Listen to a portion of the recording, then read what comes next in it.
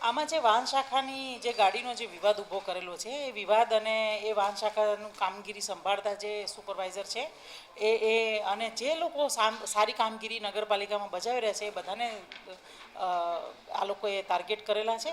આ જે સુપરવાઇઝર છે એને ખરેખર ડીઝલ બચાવ્યું છે અને ઓન રેકર્ડ ડીઝલ બચાવેલું છે. જે ડીઝલ જેની કોઈની ગાડીમાં જતું હશે એટલે હવે બંધ થયું છે એટલા માટે થઈને આવા પ્રશ્નો ઉપસ્થિત કરવામાં આવ્યા છે. કોર્પોરેટર મનોજ પટેલે એવું કહ્યું છે કે ચીફ ઓફિસરને જે લોકો મીઠાઈ આપે છે તેમને બીયુ પરમિશન મળી જાય છે, બાકીના લોકોને નહીં. એ બાબતે તમારું શું કહેવું છે? મેં કોઈના પાસેથી મીઠાઈ લીધી નથી અને મેં કોઈને મીઠાઈ લઈને બીયુ પરમિશન આપ્યું નથી.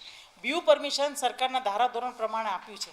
અહીંયા એક સિસ્ટમ ચાલતી હતી જે મેં બંધ કરાવી છે કે કોઈની પણ ફાઇલ આવે એટલે પહેલાં જે તે વગદાર વ્યક્તિઓના સુધી જાય એ વ્યક્તિ એ ફાઇલને જાણી જોઈને મુકાવી રાખે અને પછી મેં પારદર્શક પ્રક્રિયા કરી દીધી. બીયુ પરમિશન જેવી મારી પાસે આવે છે મારે એમાં હું તરત જ બે કલાકમાં, એક દિવસમાં, 24 કલાકમાં એવી રીતના હું પાસ કરી દઉં છું. તો એમાં હું કંઈ ખોટું નથી કરતી.